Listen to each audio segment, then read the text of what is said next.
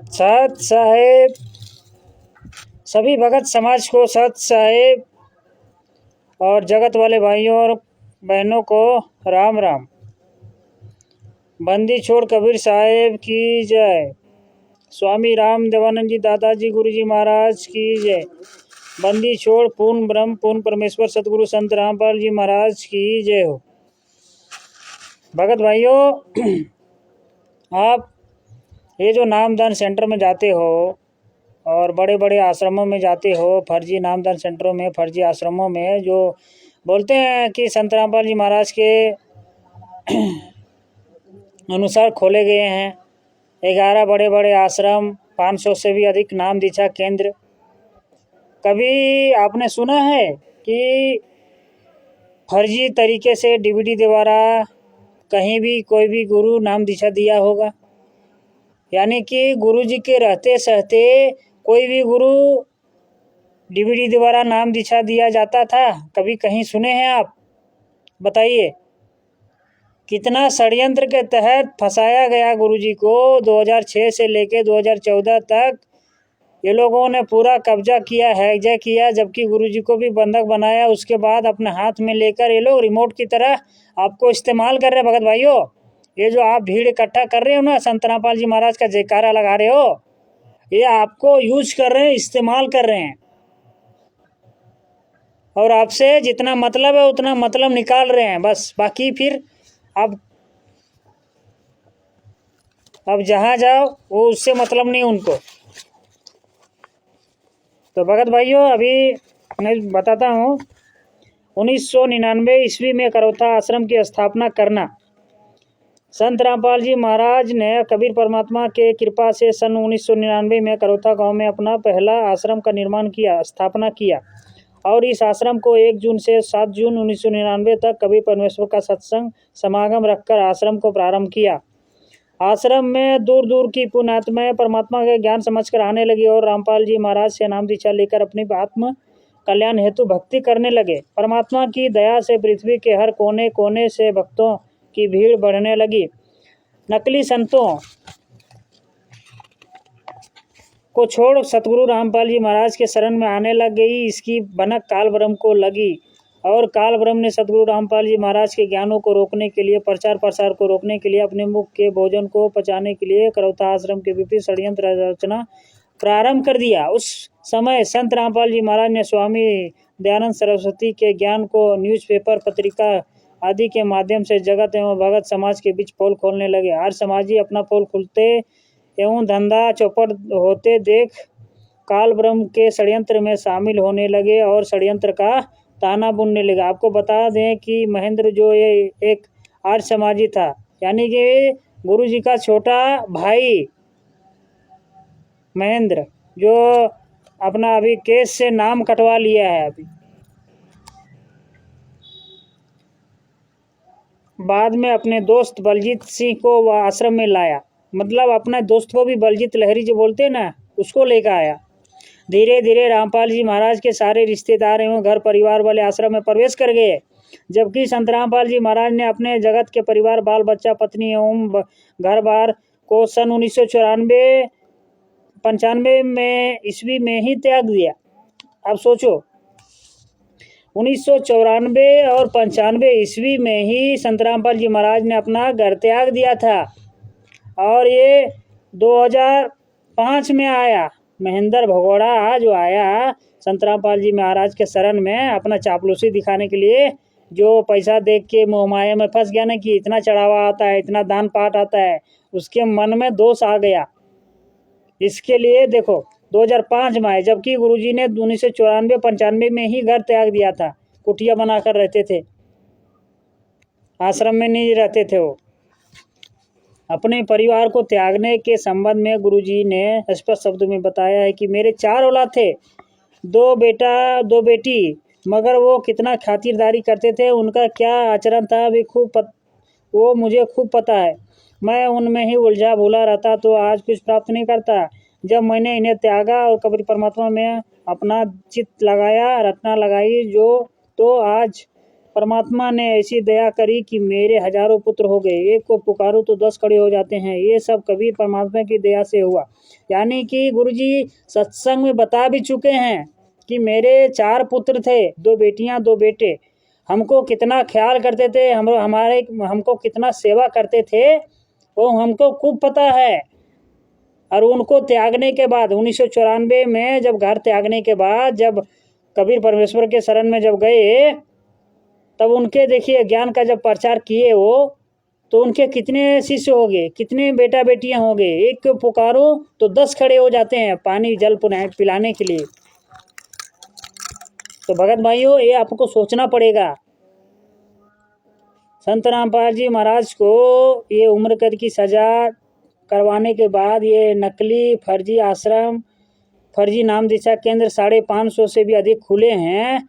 ये सब ये संत रामपाल जी महाराज के परिवार वाले के द्वारा ही फर्जी तरीके से खोला जा रहा है, चलाया जा रहा है।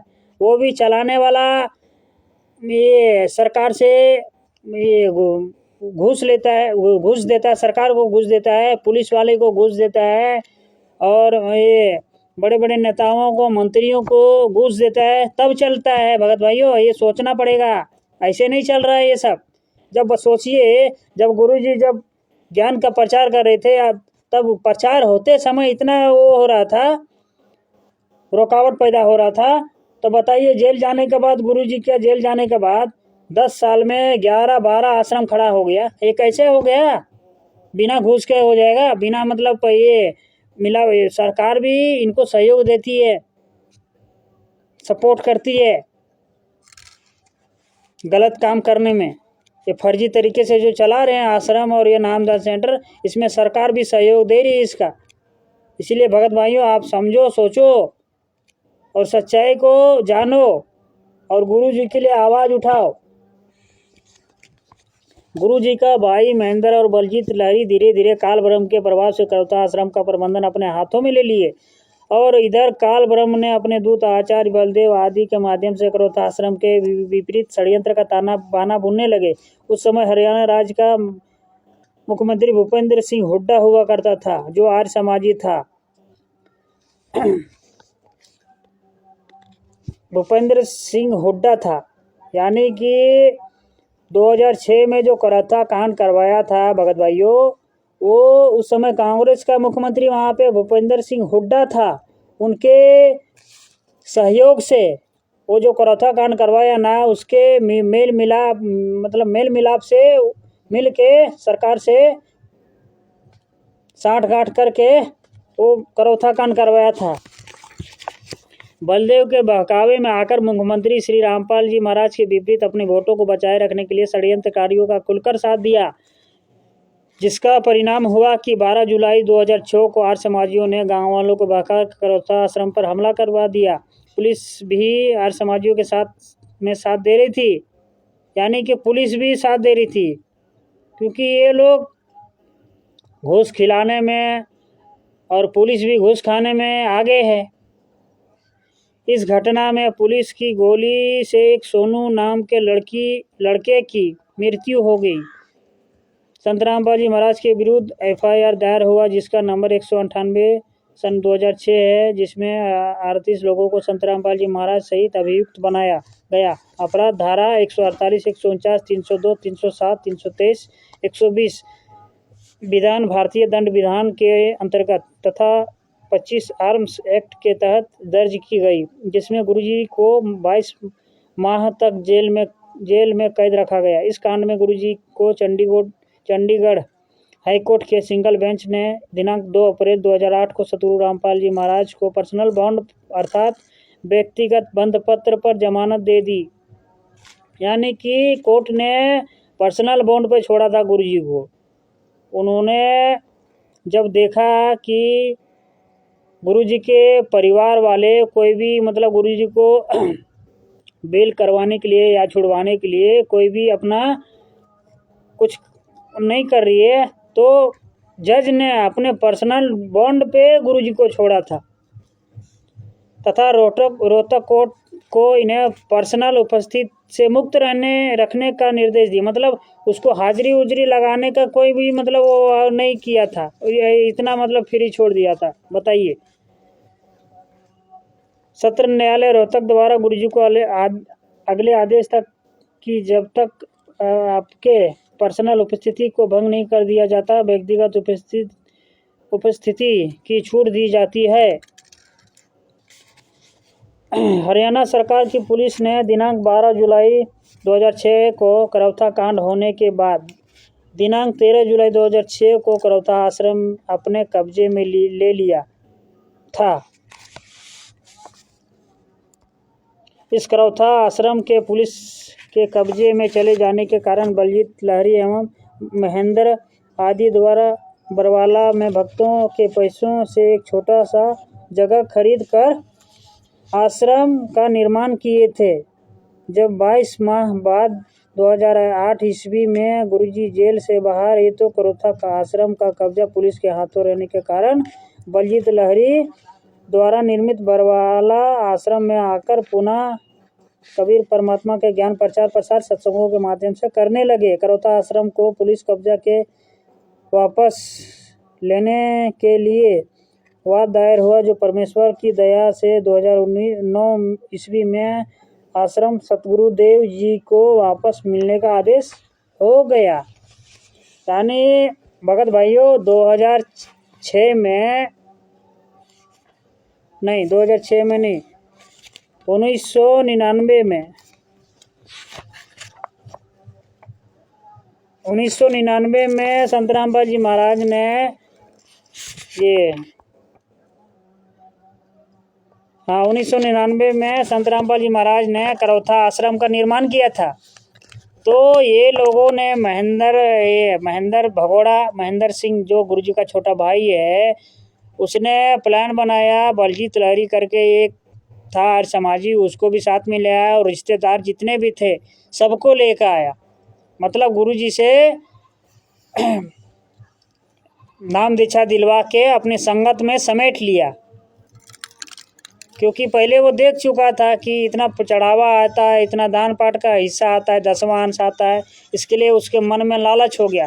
तो उसने क्या किया, सरकार से, वहाँ का जो कांग्रेस का सरकार था भूपेंद्र सिंह हुड्डा, उनसे साठ-गांठ मिली भगत होकर के, पुलिस वाले से भी मिली भगत करके, गांव वालों से मिलकर करौथा आश्रम में जो गुरुजी ने बनाया था उनके ऊपर हमला करवा दिया और नाम दे दिया कि आर्य समाजियों ने हमला करवा दिया। जबकि गुरुजी को उस करौथा कांड में 22 महीना तक जेल में रहना पड़ा था।